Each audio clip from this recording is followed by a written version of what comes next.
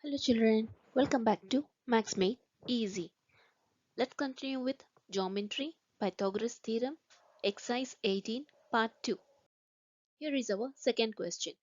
Triangle AXYZ is a right angle triangle at vertex Z. Here they are saying that the triangle XYZ, let's name its vertex as XYZ, and it is a right angle triangle at vertex Z. That means wherever in that triangle you get right angle triangle, that is 90 degrees, where you mark it as 90 degrees, that vertex, that particular vertex should be marked as Z. Calculate the length of YZ. We need to find out the length of YZ, that is side YZ, and the given data is XY is equal to 13 centimeter and the length of XZ is 12 centimeter. Firstly, let me explain with a diagram. This is a right angle triangle, as I said you, where this 90 degree comes in this diagram. You can mark that 90 degrees over here. This is the 90-degree angle.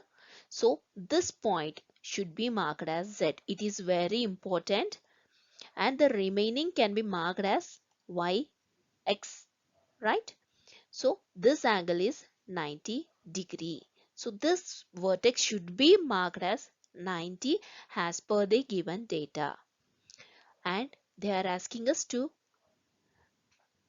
they are asking us to measure the length of Y and Z, that is this angle Y and Z. Here XY they have already given 13 centimeter and this XZ is 12 centimeter. I am writing this data from the question itself. They have given all these details in this question. I hope it's clear. Now let's write given data and vertex Z. Angle Z is 90 degree and XY is equal to 13 centimeter. XZ is equal to 12 centimeter and YZ is equal to how much? Right, this is the given data, and according to the Pythagoras theorem, we all know that the hypothesis, that is this length, square of this length is equal to the sum of the square of both sides, right? So the xz square plus zy square, this is the formula, and now you can just substitute these values in this Pythagoras theorem. That is, what is xy? Xy is 13 centimeter, right? So you can just write down as 13 square is equal to, and this xz, xz is 12 centimeter. Just write down 12 square because you are having a square on the top, right? And zy, what is the value of zy? We don't know zy. So just write it down as it is, zy square, right? And here, what does this 13 square means? 13 square is nothing but 13 into 13. So it will be 169 is equal to 12 square. That means 12 into 12. That becomes 144 plus zy square. Right? Now we need to find out the zy square. So keep it as it is. Don't change this position.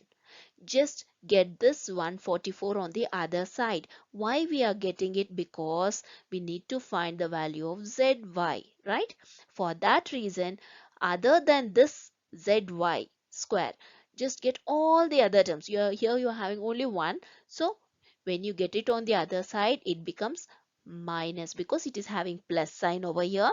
Whenever it comes on the either side of the equal to, plus becomes minus and minus becomes plus. Multiplication becomes division, division becomes multiplication.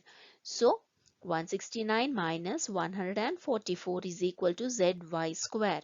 Now here 169 is having a plus sign, 144 is having a minus sign. One is having plus, other is having minus. So just put the bigger number sign.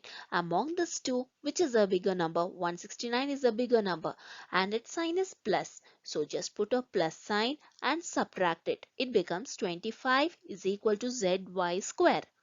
right?